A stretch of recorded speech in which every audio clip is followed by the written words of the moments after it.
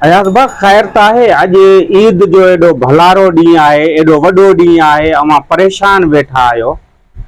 हल न को घुमण फिरण हलूं। ईद निमाज़ त पढ़ी आया हूंदव, पर हाणे ॾिसो हर को घुमे फिरे थो, पाण खे बि घुमण फिरण काॾे न काॾे हलजे न। यार ईद करण दिली कोन थी चए थी पई। ख़ैर त आहे यार असांजे साथ जो साथी नसरुल्ला किडाणी असांखां हमेशह लाइ जुदा थी वियो। हाणे कहिड़ियूं असां ईदूं कयूं? हुनजो विछोड़ो ईअं लॻे थो ॼण हू हींअर ई शहीद थियो हुजे। दिलि तां ॻाल्हि लही कान थी मुंहिंजी शहादत जी। अलाह साईं उनखे जन्नत में जा ॾींदो, लेकिन उन खां सवाइ पहिरीं ईद आहे, हे करण दिलि कोन थी चए। हाणे छा कजे? हाणे बसि कहिड़ा कपिड़ा पायूं, कहिड़ो संभरूं, छा कयूं? बसि इहा ईद निमाज़ पढ़णी हूंदी आहे। असांजे मज़हब में इन करे पढ़ी आया आहियूं। हाणे तूं चएं थो त हलूं ॿाहिरि घुमूं फिरूं इंजॉय करूं, यार इहो न थी। हाँ यार अयाज़ चई त सच थो। उन्हनि ज़ालमनि केॾो ज़ुल्म कयो आहे। हुन मासूम हुनजा जेके ॿार आहिनि उहे वीचारा कीअं ईद कंदा हूंदा, हुनजी अमड़ पठाणी कीअं ईद कंदी हूंदी, ऐं हुनजा भाइर हुनजा दोस्त हिन ॾुख में वरतल हूंदा, उन्हनि जे लाइ त ईद या मातम हूंदी। केॾो ज़ालमन ज़ुल्म कयो आहे। मार पवई मौत अणमुदाइतो आहे, खाए अहिड़ा घोट मुंद न जंहिंजे मरण जी। पर मौत त बरहक आहे अयाज़ बा, पर ईअं जुआनी वारी मौत ऐं बेॾोही को हक़ सच जी राह ते हलंदे मारियो वञे, इहो तमामु ॾुखियो मरहलो हूंदो आहे। यार अफ़सोस इन ॻाल्हि जो आहे जो हुनजा कातिल जेका आहिनि अञा आज़ादु था घुमनि। ॿ कातिल जेका आहिनि हुनजा अञा बि आज़ादु था घुमनि। हिकिड़े खे उन्हनि पकड़े एसपी, उहो बि जेको आहे लॻे ईअं थो त अलाए इंसाफ़ थींदो अलाए कोन थींदो खून सां। बसि इन ॻाल्हि खे सोचे त शहीद जे खून सां इंसाफ़ थींदो या न थींदो, दिलि जेको आहे रत जा ॻोढ़ा रोए थी।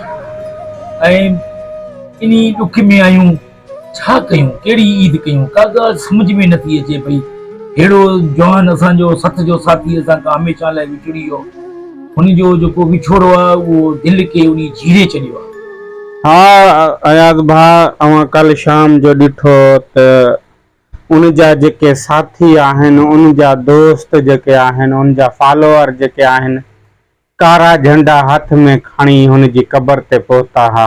केॾो दर्दनाक मंज़र हुयो।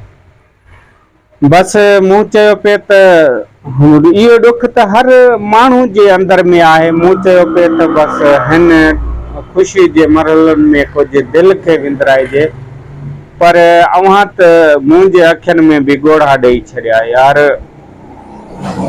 हुननि ज़ालमनि केॾो ज़ुल्म कयो आहे।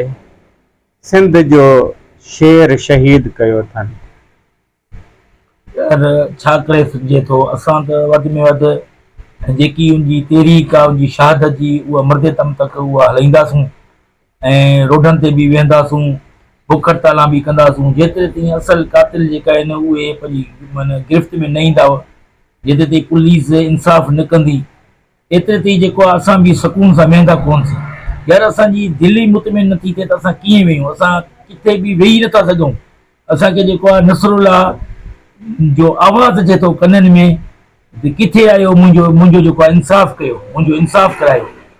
हाँ यार, कल हू ॿियनि जे हक़नि जे लाइ रोडनि ते निकिरंदो हुयो, पर अॼु अफ़सोस आहे त असां उन जे कातिलनि जी गिरफ़्तारी लाइ निकिरूं था। कानून समझ में नथी अचे त असांजा कानूनी इदारा ये पुलिस छा थी करे, पर वरी बि असांखे उन्हनि में उम्मीद थी घोटकी, वरी बि उन में उम्मीद रखूं सघूं था। बाक़ी आहे मुश्किल त असुल कातिल गिरफ़्तार थियनि।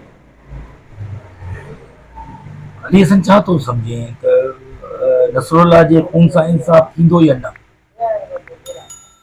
अयाज़ भा, हिकिड़ो कानून सिंध जो कानून वॾेरनि जे हथ में आहे ऐं वॾेरा सिंधी क़ौम जे मथां हावी आहिनि। जॾहिं कानून वॾेरनि जे दर जो रखवालो हुजे त पोइ असां पाण ॾिसूं था त उन में कहिड़ी उमेद रखे सघूं था। बसि रब जे दर दुआ घुरूं था त ये मालिक साईं तूं ई बाज कर ऐं तूं ई इंसाफ़ करे सघीं।